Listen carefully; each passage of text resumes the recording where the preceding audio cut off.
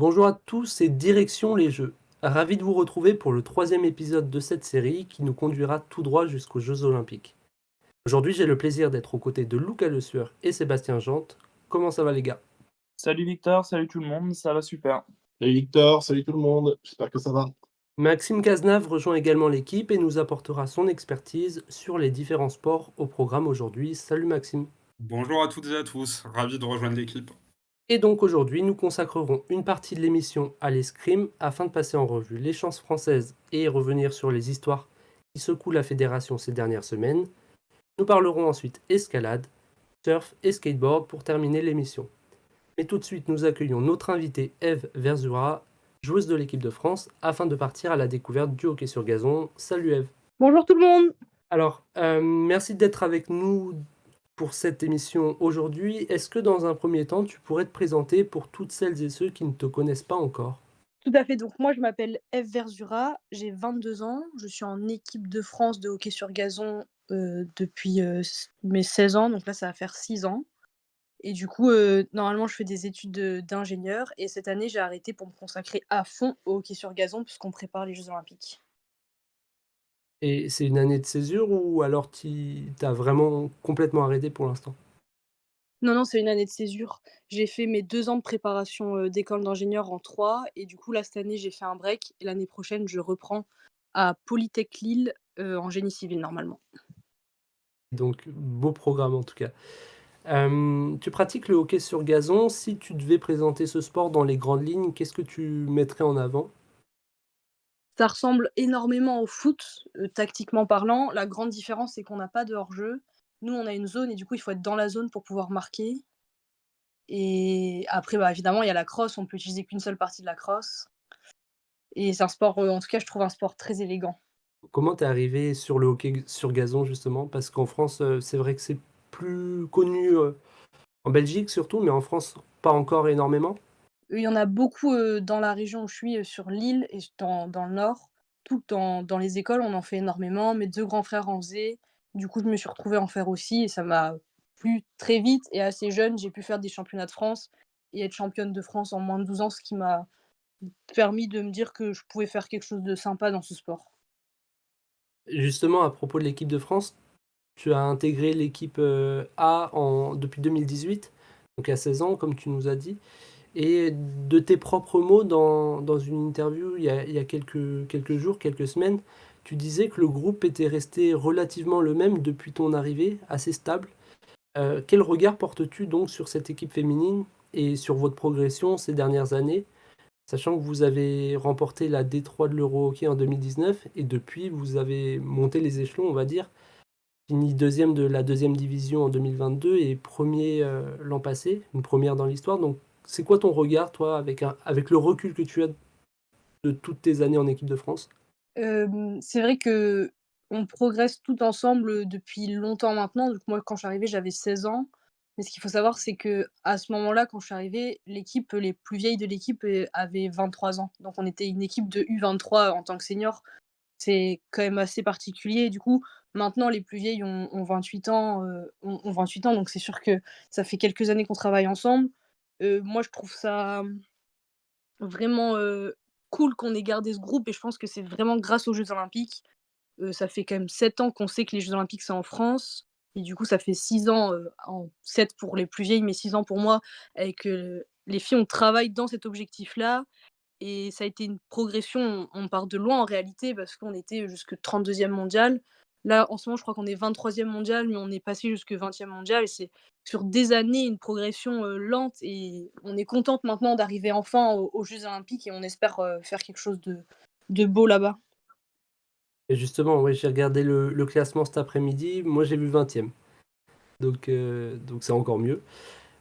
Justement, avec tout le côté, vous avez construit un groupe ensemble depuis plusieurs années.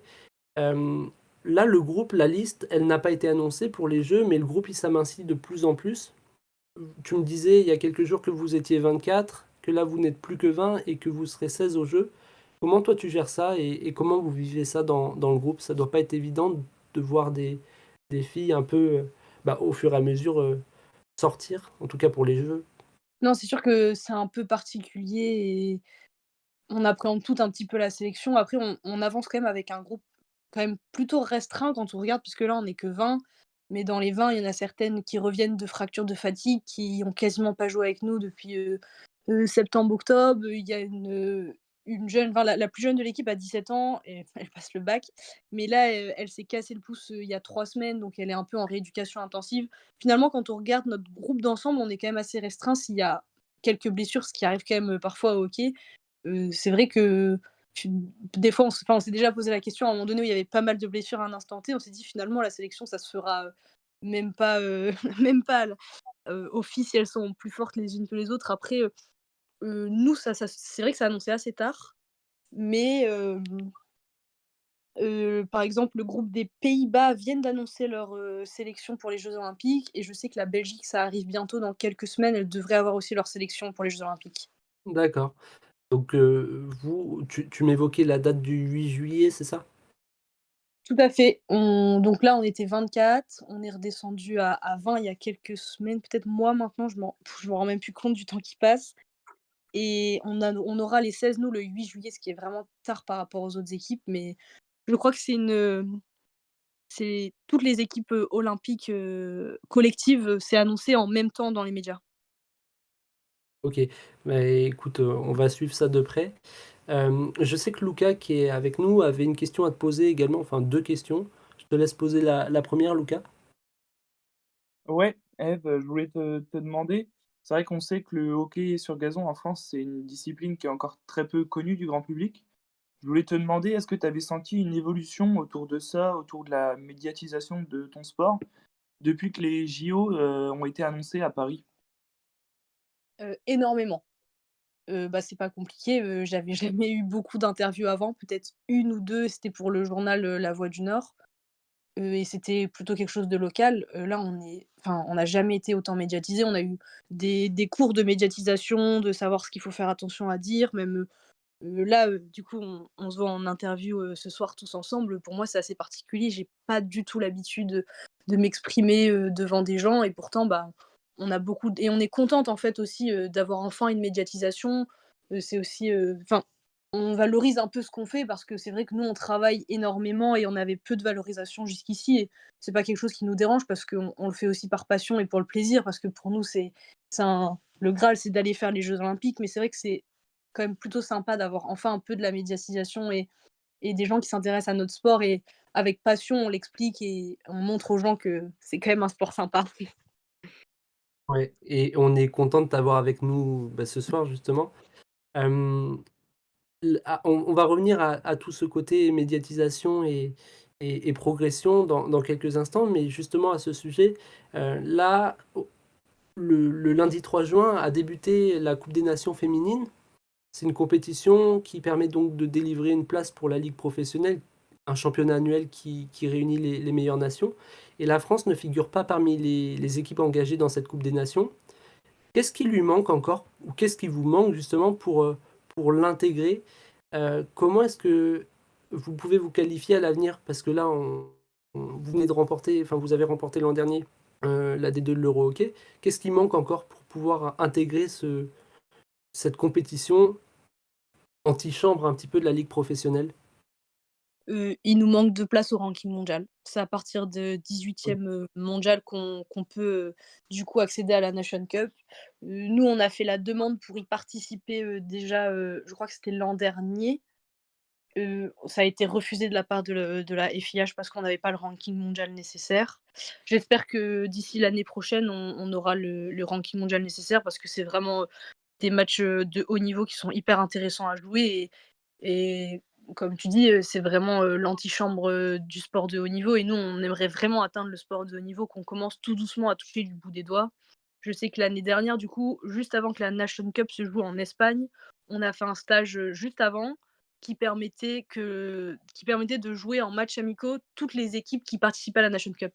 Parce qu'elles voulaient se préparer pour la Nation Cup. Donc nous, on est arrivés, 4-5 jours avant et on a joué toutes les équipes qui voulaient bien nous jouer pour dire qu'on ferait un peu la Nation Cup la Nation Cup qu'on avait envie de jouer, comme on pouvait, quoi. Ouais, donc bah, il doit y avoir quand même un côté, ultra formateur de pouvoir les rencontrer, ces équipes. J'espère que ça augure du bon pour votre sport dans l'avenir. Justement, comment tu vois le futur des équipes de France? Alors aussi bien votre équipe, l'équipe féminine, que les garçons, sachant qu'il y a des bons résultats actuellement chez les jeunes. La France, chez les messieurs, elle est vice-championne du monde junior. C'est tout frais, ça date d'il y a quelques mois. Qu'est-ce que tu en penses de tout ça, toi? Quel futur tu vois pour les deux équipes? J'espère un beau futur. En tout cas, c'est vrai que, c'est un peu compliqué parce que cette année pour nous, en tout cas, pour les filles, c'est une année vraiment entre parenthèses et on a mis toute notre vie entre parenthèses pour ça et c'est pas quelque chose qu'on pourra faire enfin, d'ici l'année prochaine, tout le monde va devoir reprendre un travail, des études, donc on pourra pas continuer à autant travailler. Pourtant, on aimerait bien, en tout cas avoir, un niveau, enfin, continuer à avoir un haut niveau et pouvoir, continuer à espérer devenir professionnel. Je pense que les garçons, surtout les garçons, ils ont, des jeunes qui, comme vous dites, ça fait, qu'ils ont des jeunes qui sont vice-champions de la coupe du monde. Enfin pas l'année d'avant, mais la dernière coupe du monde, ils étaient 3e et je pense enfin, j'espère en tout cas qu'au fur et à mesure des années, on progressera et qu'on arrivera à atteindre, des niveaux comme la Belgique où en fait, il y a plus de moyens dans la fédération qui permet d'avoir des meilleurs résultats, que ce soit en jeune comme en adulte. Et justement, en parlant de cette progression, je sais que Lucas voulait poser sa deuxième question, la plus centrée sur les jeux, justement. Ouais, je voulais te demander, on en parlait tout à l'heure, donc vous êtes 20e mondial, pour l'instant, donc vous ne faites pas partie des ultra favorites sans vouloir, abaisser votre niveau. Je voulais juste, voilà, savoir si avec les coachs, avec les entraîneurs, vous vous fixez un objectif de performance à Paris ou si vous laissez couler et on verra ce que ça donne. Voilà. Il y a pas du tout de mal, à la question comment elle est formulée. C'est vrai qu'on est complètement outsider, hein. On est 20e mondial, on va affronter nos 3 premiers matchs, c'est, 1re mondial, 3e mondial et 5e mondial. Donc, c'est sûr que ça va pas être des matchs, très rigolos. Mais, en fait, on espère jouer juste le mieux qu'on peut. Moi, ça me dérange pas de perdre contre les 1res mondiales parce que c'est logique. Juste, tant qu'on a montré ce qu'on valait et qu'on a montré que, bah, on a peut-être notre place aussi ici, dans peu de temps, dans quelques années, bah, on n'a pas d'objectif encore. C'est l'équipe de le staff, on n'a pas encore posé d'objectif, je pense, parce que ça reste quelque chose de délicat. On espère faire quelque chose. On aimerait vraiment, réussir à ramener une médaille, mais on se rend bien compte que ça va être compliqué et impossible et qu'en fait, on va faire du mieux qu'on peut.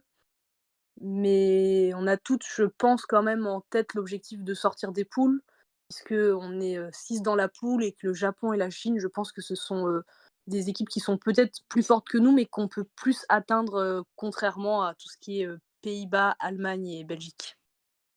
Ouais, Donc sortir de poule. le niveau entre les meilleures mondiales et le niveau de l'équipe de France est encore très éloigné quand même?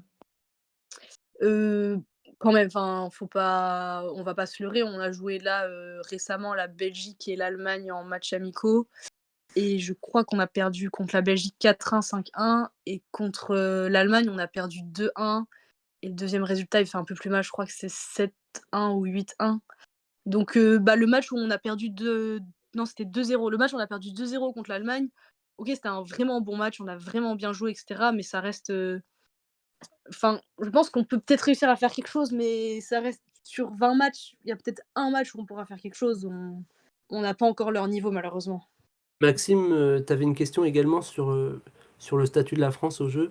Oui, donc du coup, Eve avait commencé à répondre, plus ou moins en parlant du coup du groupe qui sera extrêmement compliqué et qui sera sans doute le groupe le plus relevé, de ces jeux olympiques.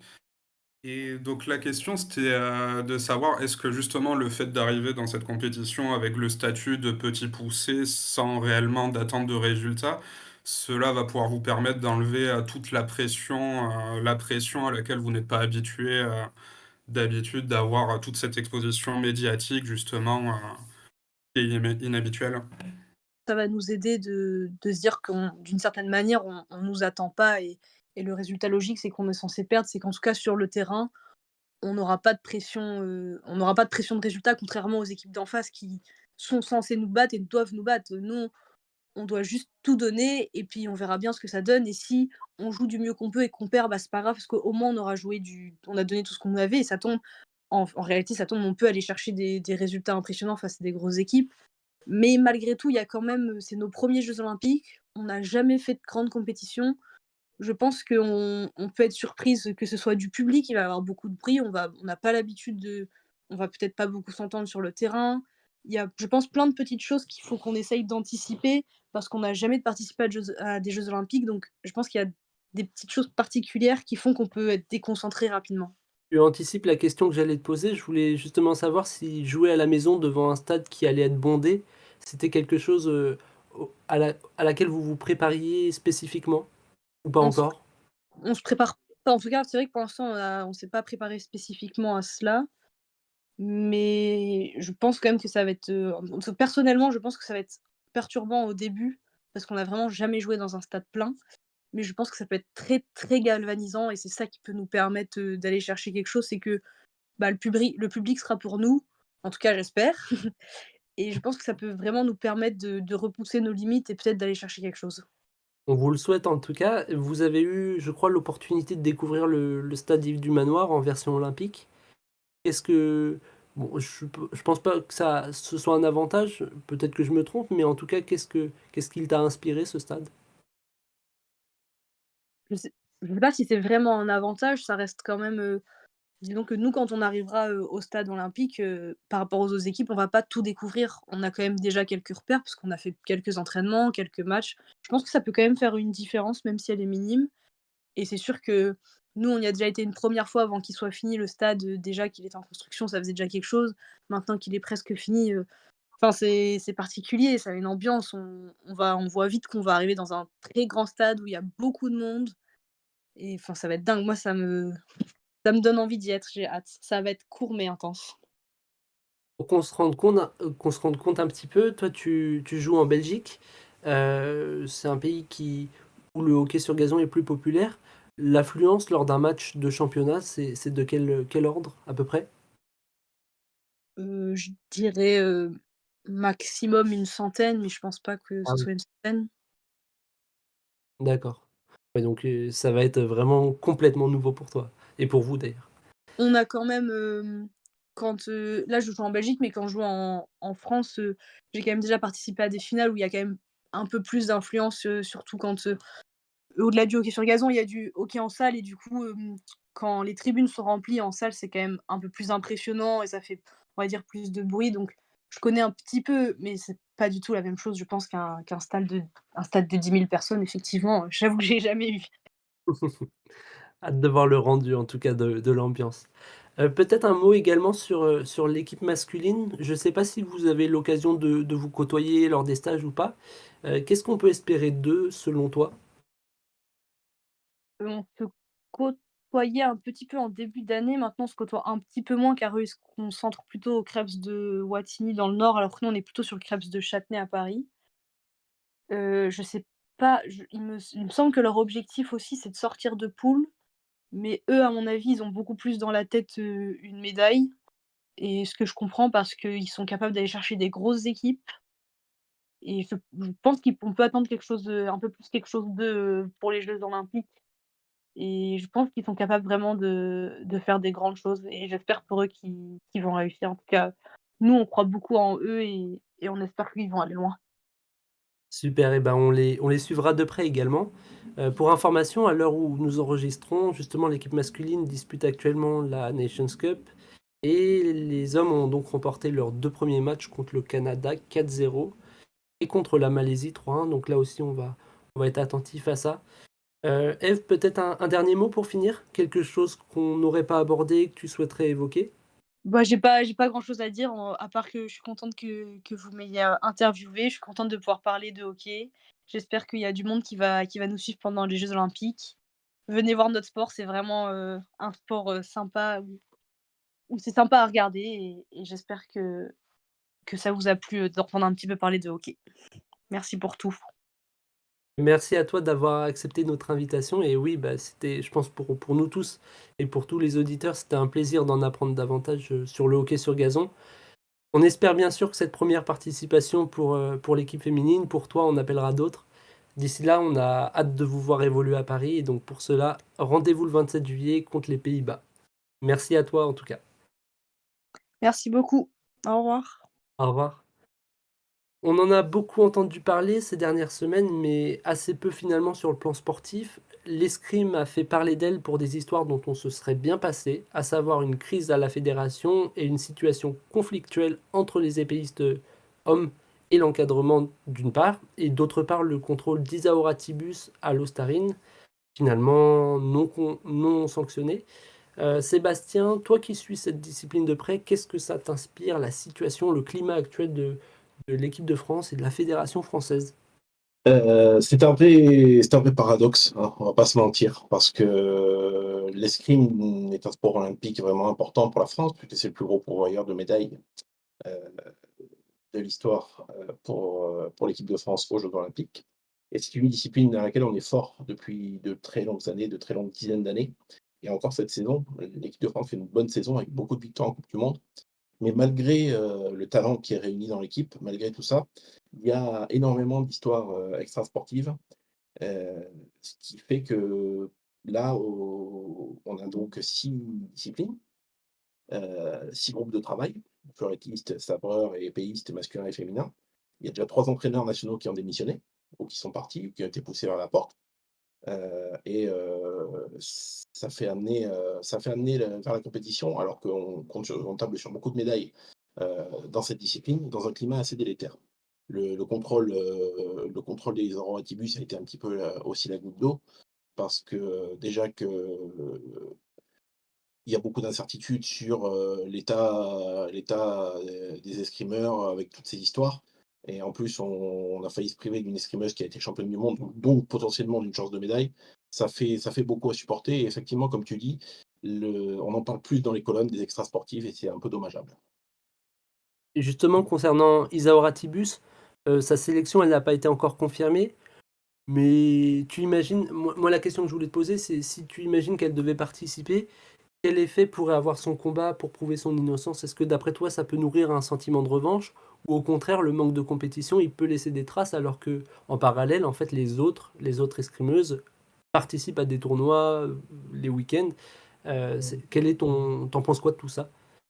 Je pense que il y a eu un peu de réussite dans le sens où, sur la dernière coupe du monde, heu, les fleurettistes n'ont vraiment pas été, en grande forme cette année. Même Yezero Atibus n'a pas été exceptionnel par rapport à l'année précédente.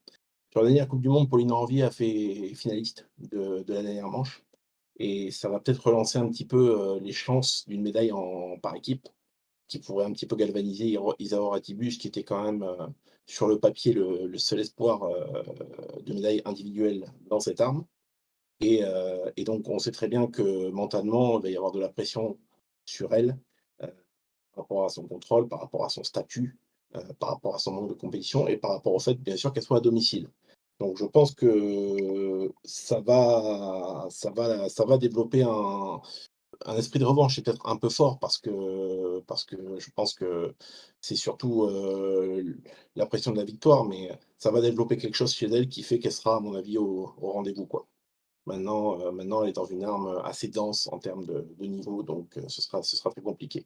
Mais ça reste la principale chance française pour moi. Ouais, puis c'est vrai que tu évoques le fait d'évoluer à domicile. Je ne l'avais pas mentionné, mais on peut imaginer que ce soit un avantage, effectivement. Si on revient un petit peu sur le conflit qui oppose les épéistes à l'encadrement, la sélection pour l'épée masculine est sortie il y a quelque temps. Et là, alors, surprise, pas d'Alexandre Bardenet qui pourtant semblait, je pense, en ballottage favorable, du moins sur le plan sportif. Finalement, c'est Luigi Middleton, vainqueur d'une Coupe du Monde à Vancouver en décembre, qui accompagnera Yannick Borel et Romain Canon, on le rappelle, qui est champion olympique en titre. Paul Allègre sera également au rendez-vous en tant que remplaçant. Paul Allègre, c'est une médaille de bronze sur une Coupe du Monde en février. Là où ça interroge, c'est que les deux Français sont moins bien classés que Bardenet, qui lui est 15e mondial. Et il me semble, en tout cas, c'est mon opinion, mais moins régulier également. Luigi Middleton, d'ailleurs, récemment, s'est incliné d'entrée contre Yannick Borel à Saint-Maur il y a quelques semaines. Est-ce que sur le plan de la régularité, vous partagez le même avis ou pas, messieurs? Heu, oui, oui et c'est là, en fait, Alexandre Bardelet est un pilier de l'équipe de France d'épée depuis de nombreuses années. Il a fait partie de l'équipe de France qui a été double championne du monde et vice-championne du monde l'été dernier. Donc là-dessus, c'est incontestable et surtout, il est très bien classé puisqu'il est, 15e mondial. Donc il n'est pas loin du haut niveau. Il a déjà gagné des coupes du monde. Le problème, c'est bien évidemment, le processus de sélection puisqu'un classement interne est fait pour, chaque arme, mais seul le premier de ce classement a l'assurance d'être qualifié. Heu, Alexandre Bardonnay était 3e de ce classement, mais comme, derrière, c'est à la totale, discrétion du comité de sélection, la sélection peut être faite pour n'importe qui, il y a que le premier qui est sûr d'y être et c'est aussi peut-être une manière détournée de dire qu'il c'est lui qui paye les pots cassés, pour les histoires qu'il y a eu parce qu'on ne peut pas se priver de Romain Canon qui est champion olympique en titre et qui est de toute façon 2e du classement et Yannick Borel étant 1er du classement était qualifié automatiquement. Ah oui, je pense que Lucas, Maxime, vous partagez un peu cette stupéfaction et l'avis de Seb, c'est-à-dire que, Alexandre Bardonnay prend finalement pour l'ensemble? Oui, c'est ce qui ressort en tout cas par rapport à son classement, par rapport à toutes les performances qu'il a pu livrer. Après voilà, que ce soit Luigi Middleton qui soit pris en 3e, du coup on va pas lui enlever sa sélection vu qu'il mérite d'être là également. Mais c'est vraiment tout le système derrière de la fédération qui fait que ça laisse un petit goût amer derrière. Vu que malgré le classement interne, malgré les performances, malgré le vécu qu'on peut avoir, du coup, le fait qu'Alexandre Bardonnay se fasse écarter comme ça au dernier moment, ça, c'est quelque chose quand même de plutôt bizarre et on sait bien du coup que c'est pas le sportif qui a primé dans ce cas-là précis. Oui, puis alors je sais pas dans le détail comment ça fonctionne, au sein de la fédération, mais on peut imaginer peut-être que, il soit éventuellement remplaçant. Effectivement, Luigi Middleton, on peut pas lui enlever sa sélection, il l'a aussi mérité, mais au moins être remplaçant. Finalement, c'est même pas le cas.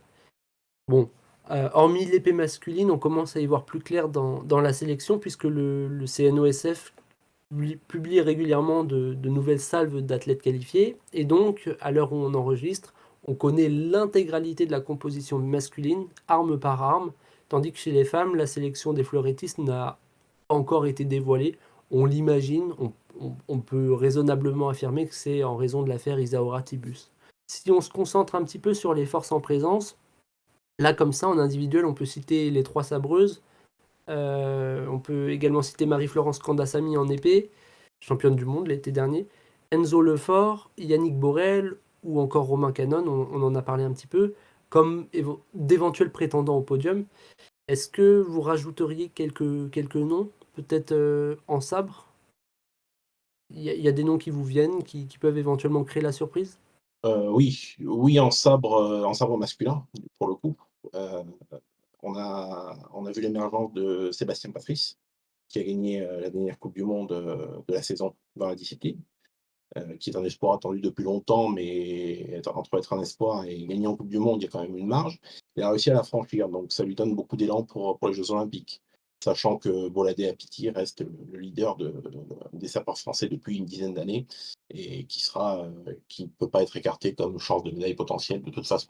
Donc il y a quand même pas mal de noms qui émergent. Lucas, Max, un dernier nom, peut-être? Le Ouais, fleuret, je sais pas. peut-être un peu, paradoxalement du coup, mais enfin c'est encore une fois de l'épée, mais peut-être justement placer Luigi Middleton en comment dire? En combattant qui va vouloir peut-être, se battre et vouloir ramener quelque chose un peu en pour, Alexandre Bardonnay, pardon. Donc peut-être juste placer ça comme ça, pourquoi pas? En tout cas, on a une équipe qui s'annonce compétitive sur le papier.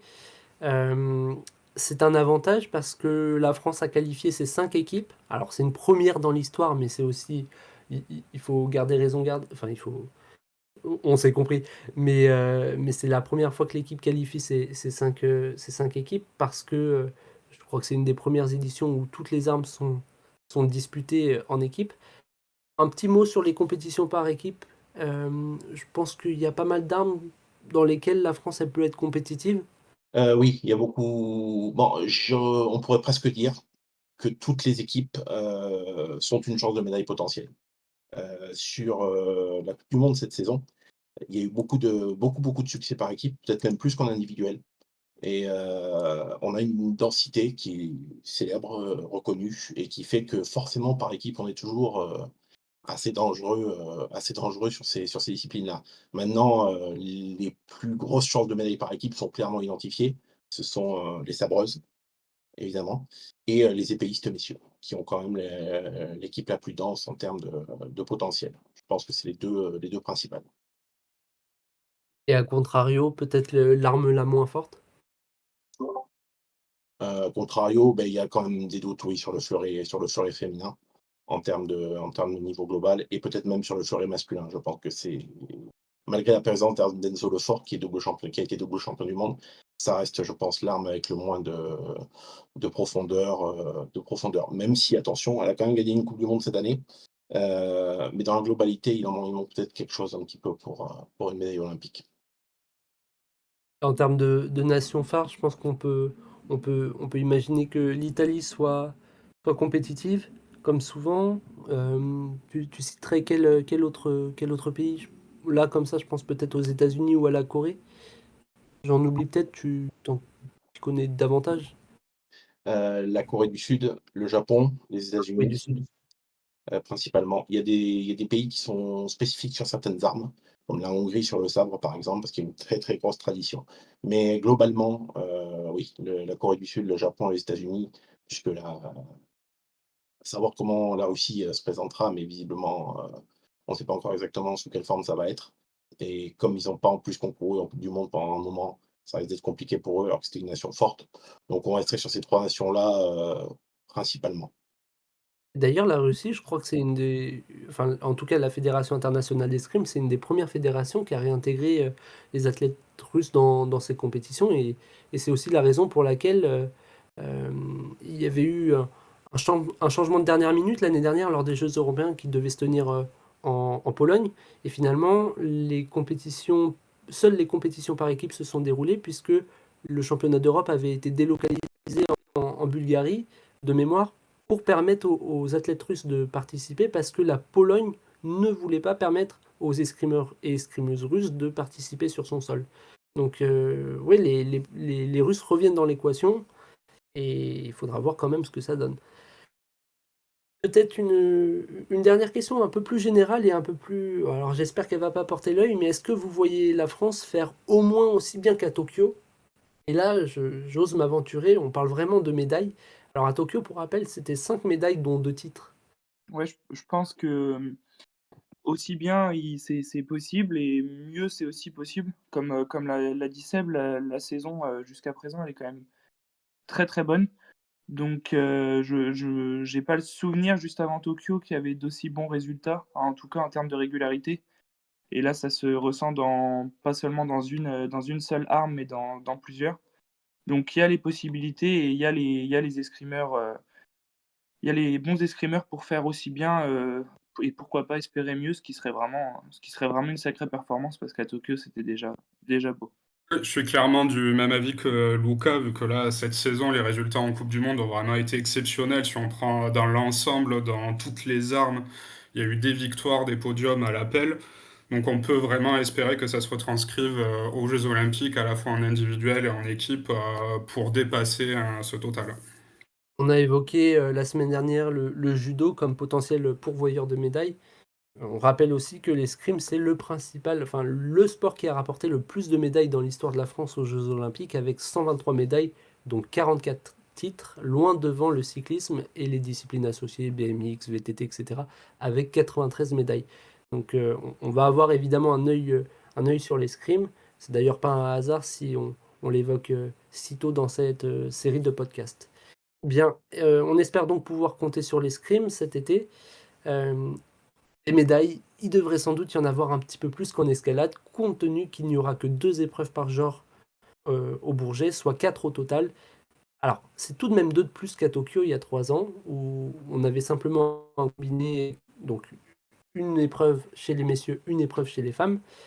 Si on fait un petit point sur les qualifiés, avant de rentrer dans le vif du sujet, pour l'instant, on n'en connaît que 2, Bassam Awem en vitesse masculine et Oriane Berton sur le combiné bloc difficulté chez les femmes. Le premier, Bassam Awem, doit sa qualification lors de sa victoire au TQO de Rome en septembre dernier. Et la seconde, Oriane Berton, grâce à sa victoire sur le TQO de Laval en octobre. Si pour l'instant on ne se focalise que sur ces deux cartes, qu'est-ce que vous pensez de leurs chances? C'est compliqué. Ryan Berton, par exemple, c'est une bonne carte sur le papier, mais elle est quand même plus en difficulté sur, l'épreuve dite du combiné. Elle a eu de très bons résultats sur le bloc, en coupe du monde, Je mais veux dire sur mais sur la le difficulté. sur la difficulté, mais le combiné, a peut-être, quelques lacunes en bloc qui seront un petit peu rédhibitoires pour viser une médaille. Une finale serait déjà un très bel accomplissement une grimpeuse aussi jeune. Quant à Bassam Awem, l'univers de la vitesse escalade est vraiment extrêmement relevé. C'est une discipline hautement spectaculaire, super rapide, mais qui avec une part d'incertitude énorme qui fait qu'il est très difficile, pour moi, de le classer comme, une chance de médaille. Pour revenir sur Oriane Berton, c'est aussi difficile de s'avancer parce qu'elle a fait, très peu de compétitions finalement. Elle s'est qualifiée donc en octobre dernier. Après, il me semble qu'elle a été championne de France, puis après elle a fait qu'une étape de coupe du monde où elle fait un beau résultat, elle termine 2e, mais depuis, donc c'était début mai, depuis il y a rien eu de nouveau, donc ça c'est difficile aussi de jauger son niveau, par rapport à la concurrence mondiale. Ouais, c'est vrai. Après, j'ai l'impression que c'est le cas pour l'ensemble des pointures dans le circuit, sur le circuit. En préparant un petit peu, je me suis rendu compte de ça, c'est-à-dire que les grimpeurs et les grimpeuses ont grimpé donc l'été dernier à Berne lors des championnats du monde. Pour la plupart ensuite sur le TQO, soit de Laval ou de Rome pour la vitesse. Mais effectivement, quand on regarde les résultats détaillés, on a peut-être une étape de Coupe du Monde, deux grands maximum, ou une compétition ou deux maximum, et pas plus. Donc c'est vrai que c'est encore peut-être un peu tôt pour avoir un avis complet sur la question. Et c'est vrai qu'on s'appuie beaucoup sur ce qu'on a vu l'année dernière. Et il faut dire quand même que ce qu'on a vu l'année dernière, c'était pas si mal, voire même très bon dans le cas d'Oriane Berton. Si on fait un petit point sur la qualification des autres Français, la France, elle peut qualifier au total 2 athlètes par genre dans chaque épreuve, c'est-à-dire deux hommes et deux femmes en combiné, et 2 hommes et 2 femmes à la vitesse, soit 8 au total. On peut imaginer que Bassam Awem et Oriane Berton seront donc rejoints par d'autres grimpeurs au cours des prochaines semaines. Pour cela, un petit rappel sur le processus, il va falloir avoir les yeux rivés sur Budapest du 20 au 23 juin pour la deuxième étape des séries de qualification olympique. La première étape, elle a déjà eu lieu, c'était à Shanghai en mai dernier, on les avait couvertes sur Dico du Sport. Je vous invite à aller voir l'article sur ces séries, uniques dans leur genre, puisque c'est la première fois qu'elles se déroulent dans l'histoire des Jeux Olympiques. Et les qualifiés seront donc déterminés par la somme des points acquis sur chacune des deux étapes. À mi-chemin, c'est bien parti pour Paul Jenft et Sam Avezou en combiné, respectivement 5e et 8e de la première étape. Mejdi Schalk est également en embuscade, il est 10e, donc il est dans le cut, puisqu'il y aura 12 quotas attribués. Mais pour l'heure, il n'est pas qualifié, puisqu'il est le 3e français. Et je vous le rappelle, on peut qualifier que 2 français maximum. Chez les femmes, Zélia Avezou est actuellement 8e. Ce sera plus compliqué a priori pour Manon Hilly, Fanny Gibert et Hélène Janico qui sont 15e, 19e et 21e. Pourquoi plus compliqué? Parce que, évidemment, Oriane Berton est déjà qualifiée, donc chez les femmes, on ne peut qualifier qu'une personne en plus d'Oriane Berton. En vitesse féminine, Capucine Viglione est elle aussi en embuscade, elle est 8e, alors que sur cette épreuve, il n'y a que 6 quotas à attribuer. Néanmoins, si on regarde un peu plus dans le détail, elle figure parmi les qualifiables puisqu'elle est devancée par 2 Polonaises, 2 Indonésiennes et 2 Chinoises, et que chacun de ces pays a déjà une grimpeuse qualifiée et ne peut qualifier qu'une grimpeuse en plus. Lors de l'étape de Shanghai, elle s'est d'ailleurs emparée du record de France de la spécialité en 6 secondes 68, sans parvenir à récidiver en quart. Elle avait perdu en 7 secondes 02. Mais l'important est ailleurs, en fait, elle montre qu'elle est peut-être elle est au sommet de son niveau, donc c'est assez prometteur. Manon Lebon et Lison Gautron, 13e et 14e à mi-chemin, sont toujours dans le coup, mais sont quasiment condamnés à réaliser une grosse performance à Budapest du 20 au 23 juin prochain. Chez les hommes, c'est plus difficile. Guillaume Moreau est 17e, Il y aura 7 quotas chez les hommes contre 6 chez les femmes. Alors, à 2 grimpeurs par pays, il est 11e, mais ça risque d'être un peu juste et j'espère me tromper. Un mot sur le format au jeu. On aura donc un combiné qui sera composé de 2 épreuves, le bloc et la difficulté. Le bloc, alors on va faire très simple, mais le bloc, à la différence de la difficulté, c'est qu'on n'est pas assuré, donc on est sur des hauteurs beaucoup moins importantes, et l'idée c'est d'aller toucher le sommet de la voie pour marquer des points. Donc il y a un décompte de points en fonction du nombre de tentatives effectuées. On marque des points également en arrivant à toucher la zone, donc une, une prise intermédiaire entre le pied de la voie et le sommet. La difficulté, au contraire, on est assuré et il faut monter le plus loin. La chute est éliminatoire. Il y aura des difficultés, des demi-finales et une finale. Et pour la vitesse, il y aura un tour de qualification sur les 2 voies, puis un tableau final 2 jours après. Est-ce que vous voyez donc la France décrocher une médaille? C'est la question que je vous pose. J'ai eu une petite impression sur votre pessimisme, mais peut-être que c'est jamais. Je vous ai peut-être convaincu, je sais. Non, ça va être très compliqué. Ça fait Non, je sais pas. pour moi, l'escalade, fait partie de ces disciplines où une médaille serait une très bonne surprise, quoi. Une très, très bonne surprise. On espère forcément, on a des jeux à la maison, on espère des médailles dans toutes les disciplines, ce serait magnifique. Mais c'est pas cette discipline-là qu'on listerait. On a des beaux espoirs, on a des gens qui seront peut-être plus prêts pour Los Angeles en 2028, possiblement, avec aussi l'arrêt de certains très grands noms de la discipline.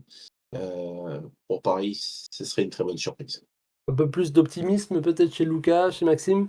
Alors personnellement, je pense pas qu'on pourra ramener une médaille, ce sera très difficile, mais je suivrai quand même avec attention les, performances de Bassam Awem, vu qu'il était déjà là en 2021. À l'époque, il s'était qualifié en finale avant d'être blessé et de justement pas pouvoir défendre ses chances. Du coup, vu que là, il est en fin de carrière aussi, à 39 ans, c'est sans doute sa dernière grande opportunité. Donc, pourquoi pas? Ce serait la belle histoire de ces JO. J'ai quand même envie d'y croire pour Oriane Berton. Alors, bon, qu'elle fasse médaille, qu'elle fasse pas médaille, tu le disais, Seb, on va avoir des grimpeurs qui vont être euh, orientés plus pour Los Angeles, pour performer à Los Angeles, mais Oriane Berton, elle est 8e mondiale quand même. Au bloc, elle est 3e. Tu l'as dit, c'était plus difficile pour elle sur la difficulté, elle est que 28e. Donc, il y a vraiment du progrès à faire sur cette discipline. On l'a pas vu encore cette année en difficulté, donc moi je demande à voir. On verra ce que ça donne. Rendez-vous, je crois que c'est début août les épreuves, c'est lors de la 2e semaine, on verra ce que ça donne. Alors, si personne ne souhaite rajouter quoi que ce soit sur l'escalade, je vous propose qu'on parle désormais du surf. Les épreuves se dérouleront sur le spot de Teahupo en Polynésie, et la France peut faire valoir de solides arguments. D'une part, car une partie des sélectionnés a l'habitude d'évoluer sur cette vague, pour être originaire de Tahiti, tandis que de l'autre, les résultats des Français en ce début d'année sont très prometteurs. Avant de laisser la parole à Seb qui a beaucoup de choses à nous dire sur le surf, je sais que Lucas, tu souhaitais évoquer rapidement le cas de la nouvelle tour des juges qui a été construite à l'issue d'une polémique qui n'a cessé d'enfler au cours des derniers mois. Je te laisse la parole. Oui, ça fait partie des polémiques qu'on aurait préféré ne pas avoir. Mais pour rappel, il y avait une tour de juge, pardon, qui existait déjà sur le site, mais qui ne correspondait pas au cahier des charges du CIO. Donc il y a une nouvelle tour des juges qui a été reconstruite dans le lagon, mais ça a été beaucoup critiqué, notamment par les habitants, parce que ça avait un impact, enfin ça peut avoir et ça a eu un impact négatif sur l'environnement, notamment sur les coraux, qui sont déjà en plus menacés pardon, par le changement climatique. Puis pour en rajouter, cette tour de juge, elle sera composée d'une pièce climatisée. Elle aura l'électricité ainsi que la fibre internet. Donc un bel investissement, mais qui a quand même des conséquences sur l'environnement. Après, la construction avait été reportée, mais elle s'est tout de même faite. Selon le bureau d'études, les casses, sur l'environnement auraient été minimes, donc c'est vraiment ce que rapporte le bureau d'études, c'est pas mes dires. Il y a le chef de projet Charles Aigretot ainsi que des salariés du bureau d'études qui surveillent régulièrement l'état de santé de ces coraux et pour l'instant, selon eux, il y a peu de pertes. Donc voilà une petite polémique, mais qui est important de souligner. Merci Lucas. Seb, je te laisse la parole. Tu voulais nous évoquer la saison des Français jusqu'à présent, éventuellement aussi le format de la compétition. Oui, alors le format de la compétition, c'est un format qui est différent des compétitions de surf habituelles qu'on peut trouver sur les circuits mondiaux, pour rentrer dans le cadre des Jeux Olympiques, bien évidemment. Des manches qui durent autour de 30 minutes. Et la compétition commence d'abord par une phase de poule, avec un système de repêchage bon, qui est un petit peu complexe, mais le fait est que c'est une phase de plusieurs poules pour en sortir les 16 meilleurs et faire un tableau direct, huitième, quart, demi-finale sur un affrontement en duel sur des manches de 30 minutes, ce qui est différent des circuits mondiaux où les affrontements se font souvent par vague de 4 ou 5 surfeurs durant chaque étape vers les finales. Et même les finales se font à 4 en principe. Mais c'est pour avoir un format plus digeste en termes de réalisation de TV, notamment, ce genre de choses-là.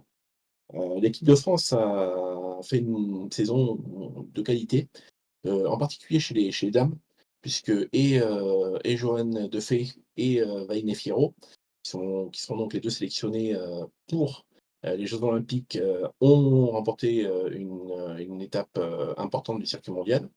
La dernière en date étant Vaïné Fierro, qui s'est imposé il y a quelques jours de ça, il y a une semaine, justement, sur le spot de Teahupo'o, à Tahiti, à l'occasion du Tahiti Pro, qui est une épreuve assez prestigieuse du circuit mondial. Donc ça arrive en forme, ça arrive en grande forme pour l'événement. Alors bien sûr, l'événement sera un peu on ne sait pas exactement encore, comment ils vont le diffuser, je me rappelle plus exactement des horaires parce que ce sera donc en Polynésie, donc avec un certain décalage horaire. Heu, Au niveau des horaires, la diffusion, elle est prévue en prime time, si on peut dire. Donc il y aura des sports en parallèle, mais en soirée en France, heure française. Et puis l'avantage, c'est que le surf va avoir une exposition assez sympa, du moins pour les tours qualificatifs, puisqu'il y en a qui sont programmés au-delà de 23 heures, donc entre 23 heures et minuit, à l'heure où les autres sports seront terminés. Là où c'est moins sympa, c'est les finales, puisque pour le coup, elles seront diffusées en pleine nuit, avec, je crois, des finales autour de 2 heures, 2 heures et demie du matin. oui, effectivement. Donc bon après, c'est la moindre des considérations pour les surfeurs, bien évidemment, qui seront concentrés sur la compétition. Maintenant, c'est vrai que l'équipe de France donc a 2 femmes et 2 hommes pour cette compétition. Heu, pour l'entrée aux JO à Tokyo, ça avait été une déception. Ça avait été une déception parce que les 4 surfeurs étaient sortis des poules, mais il n'y en avait qu'un seul, Michel Bourrez, qui avait franchi les huitièmes de finale, donc et qui s'était arrêté en quart de finale malheureusement, qui n'avait pas pu jouer la médaille. Donc je pense que là, à domicile, il y aura une motivation, certaine et on va pas dire que les 4 sont candidats à la médaille, mais on a une équipe de France assez dense et ce serait pas surprenant qu'une médaille tombe dans ce sport-là. Il y a l'avantage d'être à domicile. Alors à domicile en Polynésie, ça vaut pas pour tous les surfeurs, mais on a quand même deux Français qui sont originaires de Polynésie, qui ont l'habitude de surfer sur ce spot. Euh, alors c'est le cas de tous les surfeurs, puisqu'on a eu une étape de Championship Tour il y a quelques temps, il y a quelques semaines, il y a quelques jours même, sur cette vague. Mais quand même, si on prend Joanne Defay, elle n'est pas originaire de Polynésie, elle est réunionnaise, il me semble, mais elle s'est entraînée au mois de janvier, elle y allait pour s'habituer, pour se familiariser encore davantage avec cette vague. Donc ça aussi, ça peut jouer. On parle souvent de home advantage. Dans quelle mesure il est important sur le surf? Je ne sais pas ce que tu en penses, mais connaître une vague, les vagues ne sont pas pareilles partout.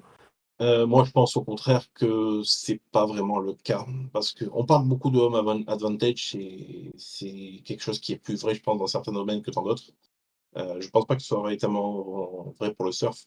Le spot de Tehuopo est un des spots les plus célèbres du monde, heu, sur lequel, comme tu l'as dit, le Tahiti Pro donc a lieu tous les ans et en général, on a peut-être tendance sur certains sports à garder pour nous le home advantage. Sur le dernier podcast, on avait parlé de l'aviron, par exemple, le plan nautique de Vers-sur-Marne. Le fait de connaître ce plan nautique, on peut le fermer, on peut ne pas laisser rentrer tout le monde pour s'entraîner dessus.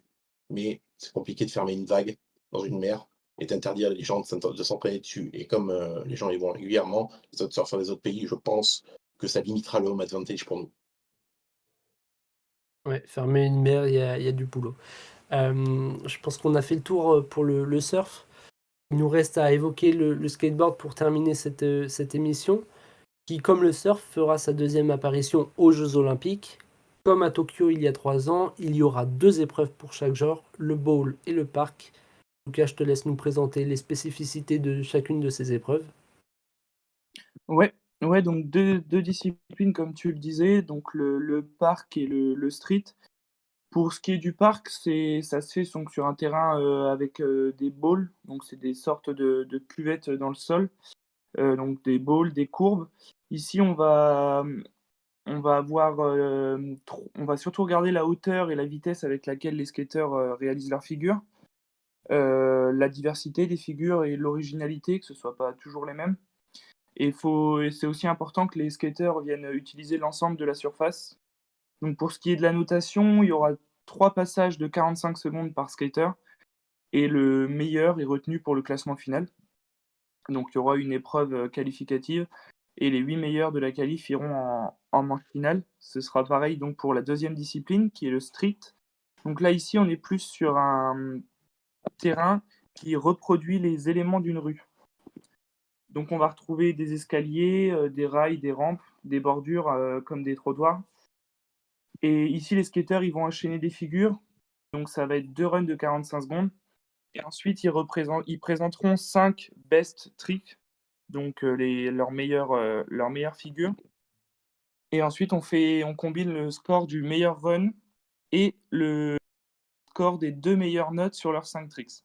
Et donc dans le même cas que le parc, on combine les 2 et on obtient les 8 qualifiés pour la finale. Mais à culpa, effectivement, j'ai dit le bowl et le parc, c'est bien le street et le parc. Je te laisse finir, désolé, je t'ai coupé. Oui, c'est ça, c'était tout. Et donc, il y aura 22 skateurs en phase qualificative et 8 en finale. Voilà pour la présentation. Et pour la petite info, le street aura lieu le 27 pour les qualifications juillet et le 28 la phase finale. Et le parc, ce sera le 6 et 7 août. Oui, c'est important à préciser parce qu'au contraire de l'escalade, là, la compétition, elle se déroule sur la même journée, donc qualification puis finale. Escalade et d'ailleurs d'autres sports, on avait dit, par exemple pour la vitesse, qualification, finale 2 jours après. Tout comme l'escalade, le processus de qualification, il passe également par les séries qualificatives à Shanghai et à Budapest. Donc on est là encore à mi-parcours. La différence avec l'escalade et donc les 2 autres sports des séries qualificatives, le breaking et le BMX style, c'est que là rentrent aussi dans l'équation les résultats des épreuves précédentes qui comptent pour un tiers au classement. Et donc pour se qualifier, il faudra être ainsi dans le top 20 après Budapest, à raison de 3 athlètes maximum par pays. Pour l'heure, à 13 ans, Lucie Schoner est 19e en street, si on enlève les athlètes qui dépassent la limite de 3.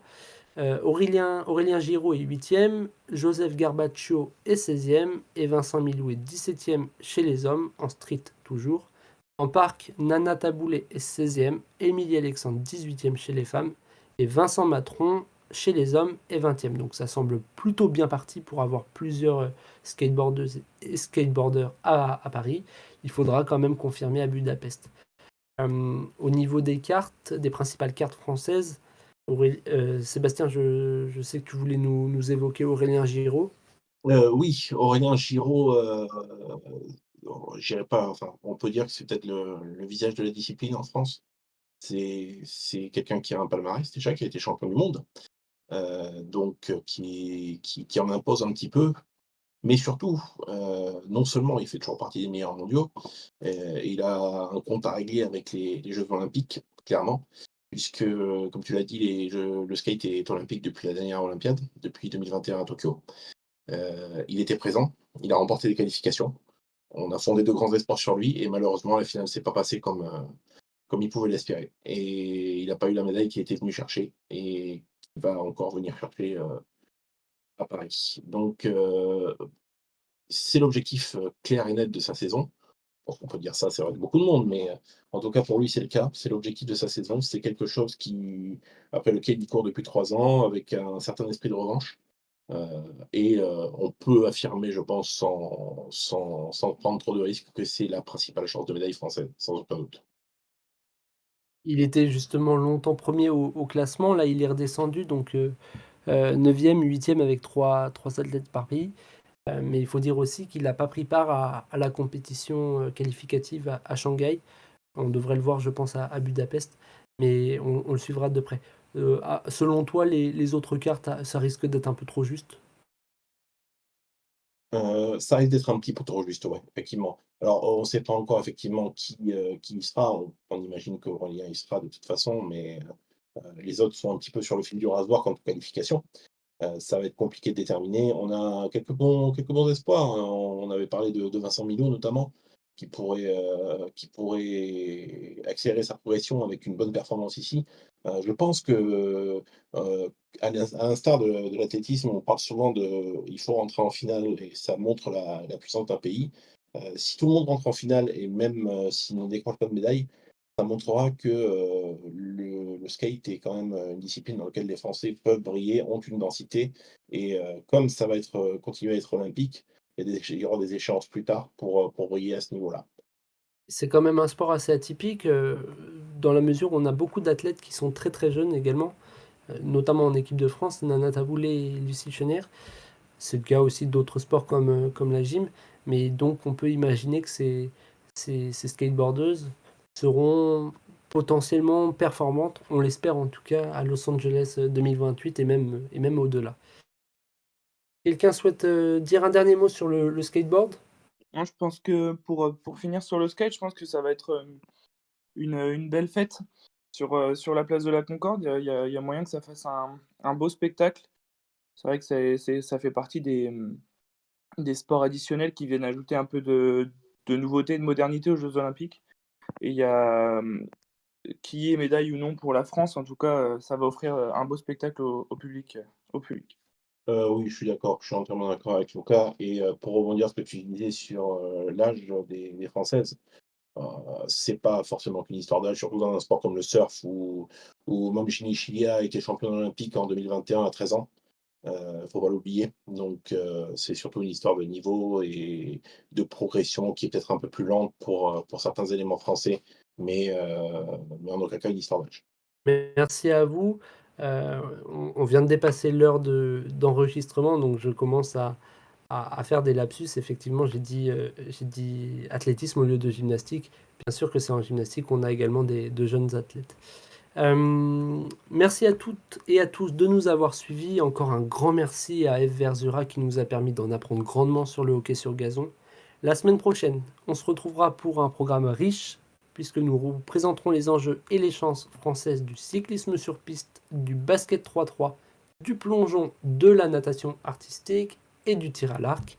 N'hésitez pas d'ici là à nous faire part de vos questions et de vos commentaires, à nous suivre sur les réseaux sociaux et à aller faire un tour sur dicodusport.fr. Nous vous souhaitons quant à nous une très belle semaine. Merci d'être avec nous. À la semaine prochaine.